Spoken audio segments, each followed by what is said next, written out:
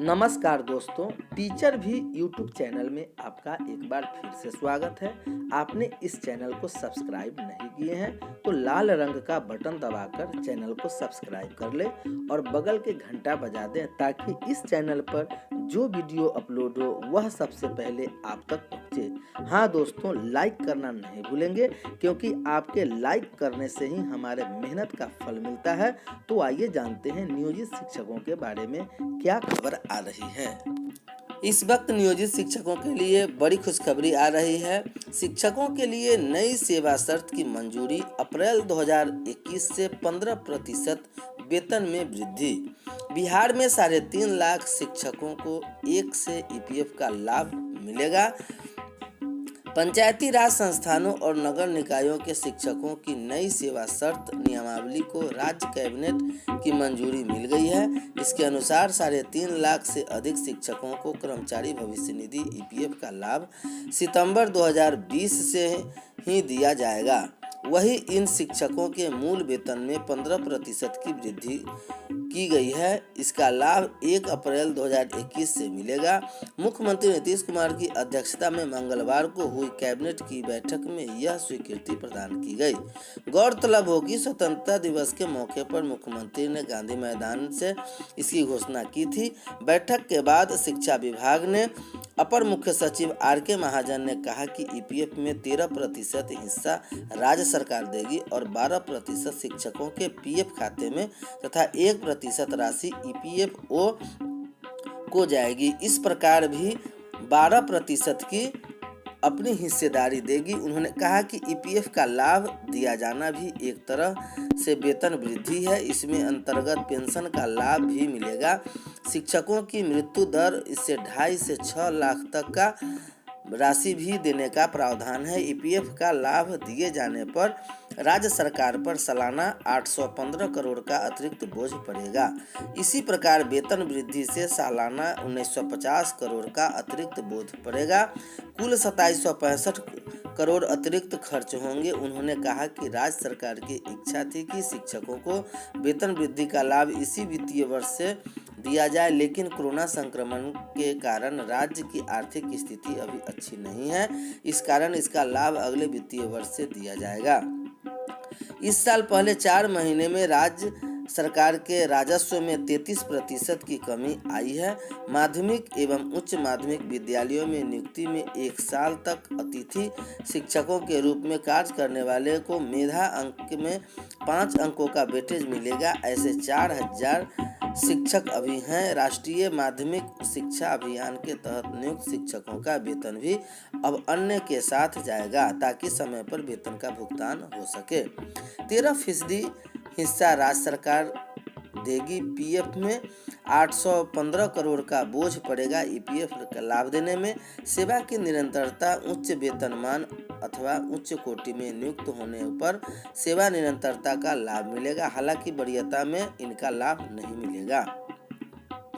शिक्षकों के वेतन के लिए 1560 करोड़ की स्वीकृति मिल गई है। समग्र शिक्षा अभियान के तहत कार्यरत शिक्षकों के जुलाई और अगस्त के वेतन के लिए 1560 करोड़ जारी कैबिनेट राशि जारी करने की स्वीकृति दे दी है। वही राज्य के प्रस्वीकृत प्राप्त 47 संस्कृत विद्यालयों में स्वीकृत पदों के विरुद्ध 15 फरवरी 2011 से पूर्व विधिवत रूप से नियुक्त शिक्षकों और शिक्षेत्र कर्मियों को 6ठे एवं 7वें वेतन संरचना के अनुरूप पुनरीक्षित दर से अनुदान देने की मंजूरी कैबिनेट ने दे दी है।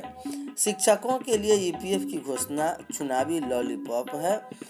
सीएम मुख्यमंत्री नीतीश कुमार ने स्वतंत्रता दिवस के अवसर पर अपने संबोधन में नियोजित शिक्षकों के लिए कई नई घोषणा की थी। सीएम ने राज्य की जनता के नाम दिए गए संबोधन में घोषणा की आस में राज्य के लगभग 4.5 लाख नियोजित शिक्षक व पुस्तकालय अध्यक्ष बैठे थे, लेकिन उनके घोषणा से सभी शिक्षक व उनके परिजन मायूस हो गए।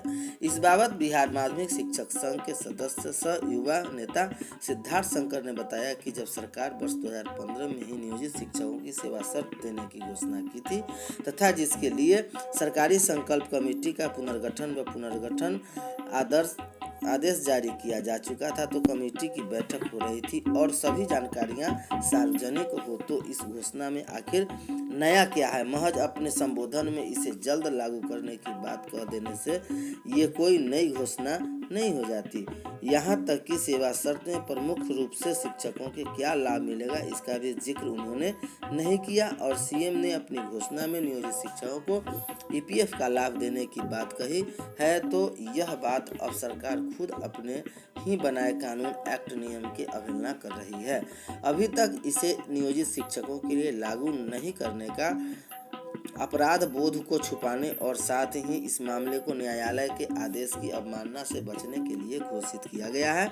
इस मामले को सरकार किसी न्यायालय में चुनौती भी नहीं दे सकती क्योंकि यह सरकार का ही बनाया कानून एक्ट है जो नियोजित शिक्षक कॉन्ट्रैक्ट प्राइवेट कर्मियों आदि पर लागू होता है और सरकार ही इसे कड़ाई से लागू कराती है। सरकार के सभी विभागों में ऐसे कर्मियों को जिसका लाभ भी मिल रहा है। श्री शंकर ने कहा कि राज्य के नियोजित शिक्षकों और पुस्तकालय अध्यक्षों का लंबे समय से चल रही मांग के पूर्ण वेतनमान, पूर्व की तरह सेवा शर्त, सभी लाभ, पंचायती राज संस्थान से मुक्त आदि मांगों पर तथा इसकी नियोजित शिक्षकों को शिक्षक की पुस्तकालय अध्यक्ष रोड पर आए पुलिस के डंडे खाए, यहाँ तक कि अपनी शहादत भी दी। इस मुद्दों पर किसी प्रकार की घोषणा न कर मौन हो जाना सभी को निराश किया गया है। उन्होंने पिछले दिनों राज्य के नियोजित शिक्षकों व पुस्तकालय अध्यक्षों की लगाई 2.5 महीने तक चली हड़ताल एवं कोरोना महामारी के कारण सरकार ने लिखित अनुरोध के आश्वासन बाद हड़ताल स्थगित के समय ही वादा किया था कि सभी मांगों पर विचार कर पूर्ण किया जाएगा, जबकि मुख्यमंत्री स्वयं भी सदन में के बाहर सार्वजनिक रूप से नियोजित शिक्षकों की सभी मांगों को पूरा करने की बात कह चुके। उन्होंने मुख्यमंत्री जी से मांग की है कि हम नियोजित शिक्षक के साथ सौतेला व्यवहार करना अब ठीक नहीं। आगामी विधानसभा चुनाव में नोटिफिकेशन के पूर्व सभी लंबित मांगों को पूरा किए, अन्यथा सभी चुनाव के मंजूर होकर परिवर्तित किया जाएगा। नियोजित शिक्षकों के सेवा शर्त मंजूरी 15% की होगी वृद्धि, मनचाहा ट्रांसफर और ईपीएफ की लाभ मिलेगी।